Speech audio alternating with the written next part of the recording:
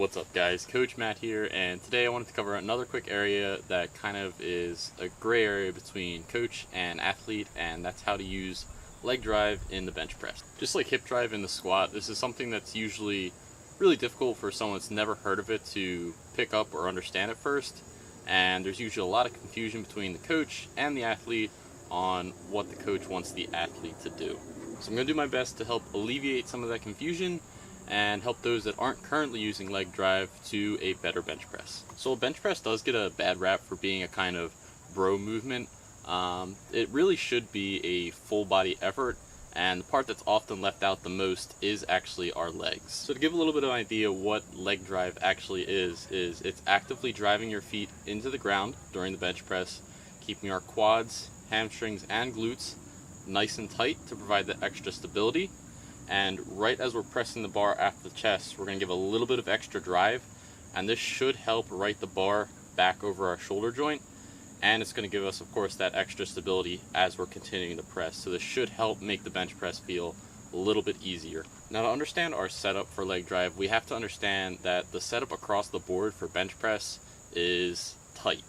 So our back is back and drawn down, so we're bringing our shoulder blades back and down to create that nice tight upper back position, and that's also going to give you a nice little natural arch as well.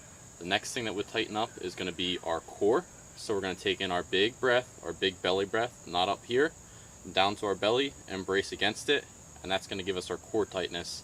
And then our last piece of the puzzle here is going to be, of course, our legs. So to develop that tightness in our legs, the first thing we want to think about is driving our feet hard into the ground.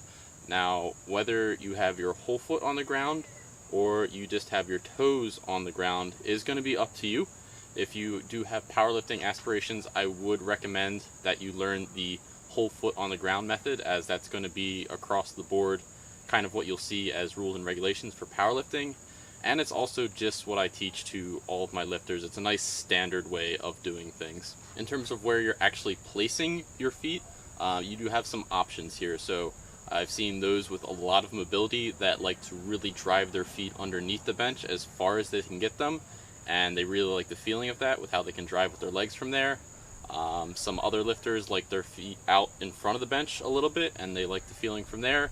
And then of course there's the middle of the ground lifters that have their feet basically right next to the bench, and that's actually where I end up falling in. That's where I feel the most confident in terms of pressing into the ground. So you can play around with those. Again, if you have a lot of mobility, you can drive them underneath the bench. You can try that out. Or if right in front of the bench feels the most comfortable, completely fine as well. Wherever you can drive your feet into the ground the hardest is going to be the best position for you. So now that we've got our feet set, we want to make sure as well, so we got our feet driving into the ground, make sure as well our quads are nice and tight, hamstrings are nice and tight, and glutes are nice and tight. And if you are driving your feet into the ground, this should kind of come as a natural thing. But I find that I can kind of drive into the ground with just my quads, and my hamstrings and glutes end up being a little bit loose. So pay attention to you and just make sure everything is nice and tight. Now, with this pressing our feet into the ground cue, we're not just driving our feet straight down into the ground. We actually want to visualize something a little bit different here. So we want to think to our bar path for the bench press, and ideally your bar path is not a straight up and down line, but it actually has a bit of a diagonal back towards the rack there. So think the same thing with your legs pressing into the ground. You want to be pushing yourself back into the direction, kind of like you're pushing yourself through your own bar path. You want to be doing this as hard as you possibly can. Now, up to this point is usually where people are fine with. They get the idea of pressing their legs into the ground, keeping their lower body nice and tight, along with the rest of their body. This next part is where the coach tends to lose the person, and it's kind of hard to cue it and understand it at the same time. So if you have your legs driving the ground, your legs are nice and tight, and that's all you can get so far, no worries there. Just keep doing that. Your bench press will benefit from that alone. To answer your question, yes, it did just randomly get dark. I couldn't shoot the whole thing all at one time. Anyways, so this last little piece to leg drive here is syncing it up with the bar coming off of our chest. So what I mean here is, as you're about to press the bar off your chest, you're giving a little extra drive into your legs, and this should help you shift the bar from this lower position on your chest back into position over your shoulder joints. This is easier said than done. So the way I'd recommend going about getting this feeling is through pause bench. So it's a bit harder to get the timing down with touch and go since you're not exactly sure when it's going to be leaving your chest. But with a pause bench, you'll be down 1, 2, and you'll know exactly when it's about to leave your chest, so you'll know exactly when to press off the ground with your legs. So again here, the goal is to sync up the press with your legs with the press off your chest. And if you get this right, it should feel like almost weightless. It's a very odd sensation, but you'll know when you've gotten it because it feels so different. So what we don't want to do here is sacrifice our leg tightness for the sake of syncing up the leg drive with the bar coming off of our chest. So what I mean by this is our legs are still going to be tight the entire time, and as the bar is coming off, we're going to give a little extra oomph of pushing into the ground to kind of get that leg drive feel.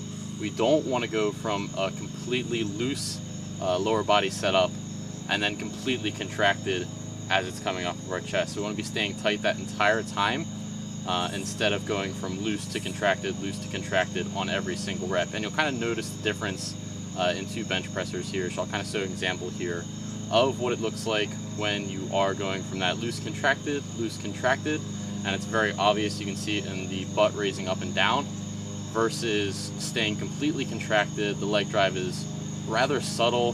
There might be a little bit of hip movement. If the person is really good with this, you actually won't really see much movement at all. I'm going to be quite honest with you guys. This is more something you kind of have to feel for yourself, and it'll end up happening if you attempt to practice this enough times. It's not really something that someone's going to tell you how to do this and it's going to immediately click or anything like that. It's just going to be enough repetitions over time. Understanding the theory of it does kind of help, but truly it's going to be practice, and eventually you'll kind of understand what the feeling is, and it'll make sense to you, and it'll click from there. So the kind of visualization you have for yourself here is you've unracked the bar, legs are tight and driving into the ground, fully contracted. Bringing the bar down to our chest, still fully contracted, and right as we're about to press off our chest, we give a little extra oomph from our legs, and that's the leg drive right there. So we're tight the entire time, tight. Right as we're coming off the chest, a little bit of extra oomph from your legs to drive you on up and continue to remain tight as you press out. Getting that synchronization up for this is going to be what's make or break for it. And again, it's just going to take some practice, so don't get frustrated if you can't get this on the first time. Just repetitively keep trying, and eventually it's going to happen for you. And once it does, it really clicks from there. So no worries if this does not happen your first time. Alright guys, it's getting too dark for you guys to see me. That mower is still going and I'm getting eaten by mosquitoes, so I think I'm going to check out for this video. Cool thing with this smaller channel of mine is that I can actually get to all your comments and everything like that. So if you guys do have any videos that you wish the YouTube fitness community had made, or anything that you want me to make, throw it in the comments below and I'll actually probably be able to make it. And any sort of quick questions, throw them in the comments below as well, and I promise to get to them. So thanks so much for watching guys. I'll see you in the next video. See you guys.